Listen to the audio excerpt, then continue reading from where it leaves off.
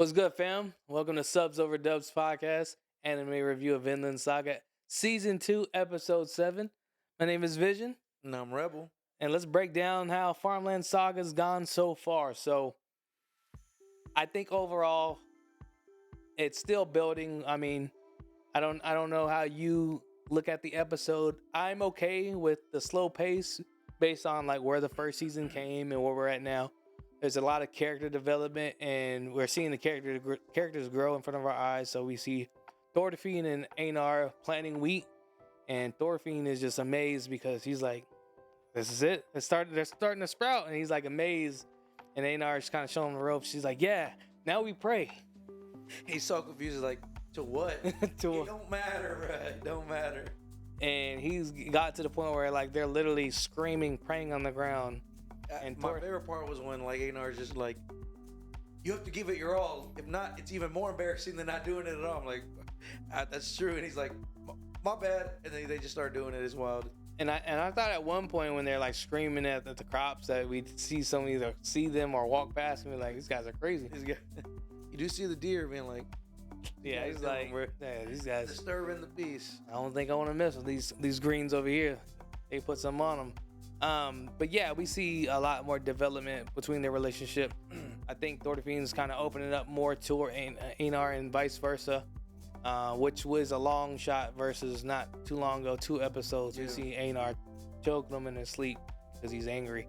He's got a problem. So it's still like, for me, it's still actionless. It's still, I wouldn't say a tough watch because this episode was better than the last 2 or 3. However, I'm just biding my time, man. I'm like, at some point it's got to get good, right? Like you don't get an amazing season 1. Like I said, season 1 was just, they gave us 24 episodes of amazing. This is like snooze land saga is what I feel like. It took me 3. I watched it. It got released today, and I had to watch it in 3 10-minute intervals for me to be like, man, let me just get this out the way. It's hard because, like I said last time, my expectations were so high. So trying to reduce them just to take it for what it was, it helped because I was able to enjoy this episode, and you get some things that get revealed. But I don't feel that way based on your answers, sir. You just chopped it down in 10-minute intervals, bro. And it's a 24-minute episode, so there were some pauses in between. You know, I was working, but I just feel like you just, season 2s are just tough. I think in general, like, yeah, that, 100%. Like you just, because season 1 you always have to give 100% to get the viewer's attention. Yeah, it's got to be super compelling. Season 2 is obviously going to be a lot of information, a lot of backstory, a lot of, But I think what some animes do well is they'll throw in action or throw in cliffhangers or twists, and I think towards the back half you'll appreciate the journey thus far. Maybe. And I understand your viewpoint, but I will say this: there's not many animes I can think of that you come out with a stellar first season and season 2 comes out and it's like almost like the same. You're gonna have some deviation, and sometimes it's very hard to, like, depending on how good it does, top it. So like for me, one that comes to mind is I'm very looking forward to is gonna be Tower of God season 2. I thoroughly enjoyed season 1, but the way it's paced, I don't think it's gonna be hard to come with a season 2 and kind of not necessarily keep the same format, but it's just like, I want to say almost in every episode there's some action. So yeah. I understand your problem with Vinland's Farmland Saga so far is just, it's a lot of development, but I think towards the end, when we get to the midpoint of the season, it'll pay off for you. I think it's harder for me too, because like the one thing that you and I differ for is like, you're cool with being a week-to-week anime watcher. Mm-hmm. Well, I wouldn't say that. I would, if able, I'd like to, like, I like the Netflix style when they just drop it on you. And you can binge it. Yeah, I want to binge 5 seasons in a month, and because then that pacing is up to you, not them, So, and you're right. I might go back when season 2 is done, or when the whole series is done, and rewatch it in my own pace, and then I'm like, oh man, like, what was I thinking? This is amazing. But just having to wait week for week, I think you're just waiting for something, because it's like and it's been like four or five episodes. Since... And I think you already mentioned, or you did mention this. I think you nailed it on the head. It's just your expectations are so high. Coming off that first season versus, and you're expecting more of the same versus you're trying to take it a new route. And we are seeing a lot of parts of Thorfinn that he didn't know he had. I mean, again, early in the season, this season, he was like, what is the point of life? You know, everything that's happened in life has been terrible. So he's going through the small things and like they're appreciating the small things. You know, him just planting wheat. He was amazed by the fact that, oh, we're growing something. This is, you know, this is dope. We did this. This is crazy. And we're just seeing that growth. And I think, again, we're seeing the characters develop not within themselves. And in turn, we're going to be invested in the characters a little bit more. So I think it's all just to get us all tuned in, drawn into the characters. Because I think when the shit hits the fan, like it's going to be more impactful. That's fair. What did you think about them finding out about what's his name? Ketil or whatever? Ketil, Iron. Like he's a coward, basically. He's the Iron Fist.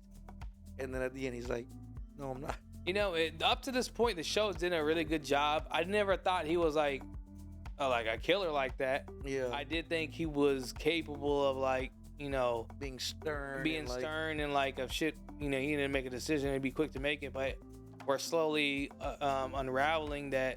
You know, his son put him on this high plateau because he may have gave himself a nickname, and it's just been glorified to the point where it's like he doesn't know who he is, or he knows who he is, but he doesn't know what that person, he doesn't know what Iron Fist looks like, you know. So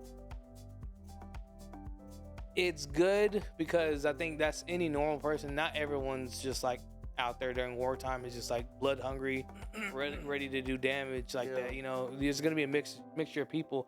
Now he's not Thor, you know.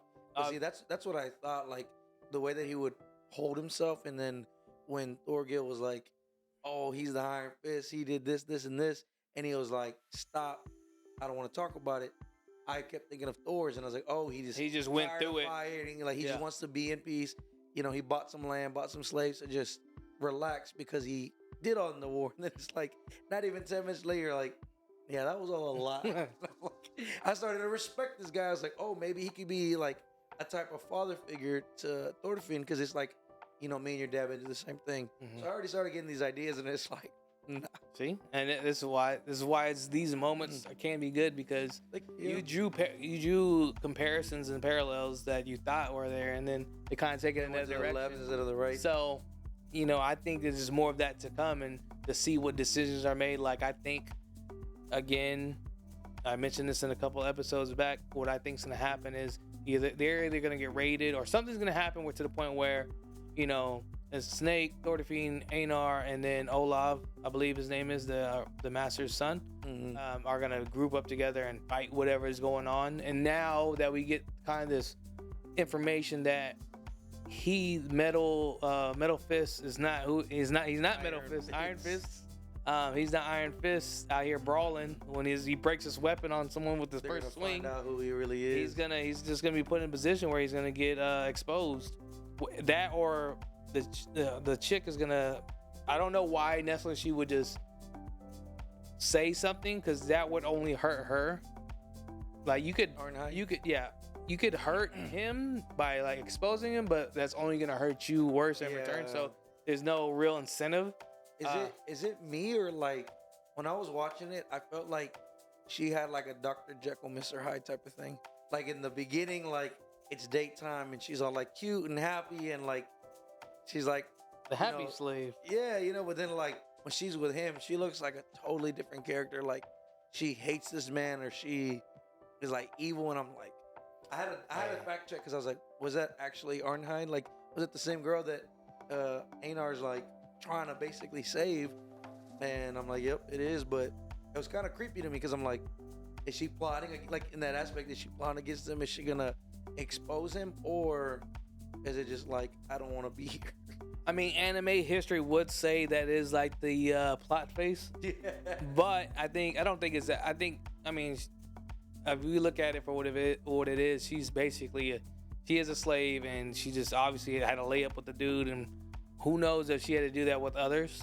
Because like if you remember, the mistress kind of said that he's coming back from that, whatever that was supposed to mean, with company. So be prepared. So like it's already kind of seen and ordained that she's kind of one that gives comfort to whoever they choose. So I can kind of see why she has that like cold, negative. Like She's in a lifeless position, you know, dealing with that. That's versus her moments with Einar is just she gets to be That's her natural. Time, she's her own person. That's fair. That's cool.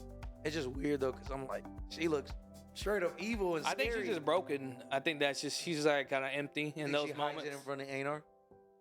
Like I think she puts on like a. I don't think it's necessarily she hides it. I think that Einar kind of just brings it out because he's so easygoing, free flowing, innocent and happy, and so makes she the can best of a situation. Draw some of that energy when he's around, and she can kind of forget about what she normally goes through. To do when she goes back inside. Yes. So it's tragic. Tragic. Yeah, a lot of these animes have been on. Shout out Revenger, opposite of woke right now, or maybe it is woke. I don't know. But yeah, I think that's kind of the angle we're playing. But I do appreciate what we see from the ranch master. he self-exposed himself, and we kind of learn like what he's really about, which is good. And then we see the parallels between his first son and then the second son. His first son holds him in such high regard that he needs to match it, that he can't even recognize his own son being scared of him because what he's capable of. That man said, I'm scared of my own son, bro. Like, I mean, shit, I would too. He had a whole necklace of ears to show his kill count. And his younger brothers, like, I don't know how you don't recognize ears. Yeah, that was funny. What's crazy is like when, I don't know if you picked up where Thorgil was telling Snake, like, I'm like this because of you, and I'm like, okay, so it makes me wonder like how strong Snake is, because like you can already just see Thorgil and he looks intimidating, he looks strong, and I don't know if you picked up, but he was part of Knut's army. Yeah, that's what he was talking about. So I'm like, the funny part is I don't remember seeing him. I might have to go to a flashback, or maybe it's like we'll discover it as it might be post, like he joined them after a lot. He became the king or something. Yeah. So, well, no, because he said they used to call him the princess, right? He mentioned that. Oh. So he must have been there, and he did not see Thorfinn too. That's gonna be another interesting thing if they interact. I was thinking about that too. Is like, what if they, and then like his name is Thorgil, so I'm wondering if he's part of the same old faction from like Thor's. So I'm curious to see. There are interesting points in this where I'm like, how is it gonna come together? You know? Yeah, I'm trying to remember because I don't know his name. I'd have to go back and look. He looks familiar. He looks like he's part of the first group that comes to recruit Thor. Yeah, like that dude with the. I forget what his name was. I don't think it's the same, but he's the only one that I can remember that looks kind of close. Similar, yeah. But I'm wondering if they're part of the same like country or whatever the case may be. Because then that'd be cool. Because then if they find out who Thorfinn really is, I wonder if it's gonna be one of those. Like, oh, he was actually part of our old faction. So interesting to see. I mean, there's obviously a lot of, like you said, there's comparisons, there's parallels, there's little almost like foreshadowings that looks like it's about to happen. So I'm just waiting for that, and I know that once we do get that, it'll be worth it. But just right now, I'm like, a lot of information, a lot of unnecessary information. Well, at least you're getting new information. It's not just random mob fights in a 10 castle building, you know. We can't talk about One Piece on the Vinland Saga review. I'm just saying, man. Sunday, bro. You gotta keep that same energy when you're watching Mid-Piece, man. I keep the same. I do. What do you mean? Yeah, solid episodes. That's exactly how I feel. Shout out One Piece, man. I can't wait till this weekend. I'm writing down these questions. I'm ready to see what the people got to say. But that kind of wraps up the episode. I mean, we learned a lot about the king. We see more development between Thorfinn. We see Einar's relationship with Thorfinn's getting a lot better. And he's just kind of opening up to being something other than just a cold-blooded assassin. He almost seems a little bit happier too. Oh, 100%. You know, like you see his eyes. I don't know if you noticed it. He looked more glowing when they seen those the wheat. Well, he's used to tearing everything. He's like, "This is what wheat is." Build it. Yeah. So he's like, "This makes bread, bro. I love bread." So it's good to see these changes. I just hope he doesn't go like a whole Buddhist route where he doesn't hurt anyone anymore. Yeah, I'm like, I need him to pop That's off. what I don't want to see. I feel like it's gonna have something to do with like when it comes to Einar, he's gonna be there to save him, but we'll see. Yeah, I think what we can hope for is he becomes a similar version to his father in Thor. That'd be cool. He's been through the crazy killing, but he knows enough now that that's not the only way, and if you can avoid it, do avoid it. Interesting. So, yeah, we'll wrap it up on that. So, guys, let us know in the comments: is it subs or is it dubs? Yeah, shout out to One Piece. Gang. Now take it easy. Peace.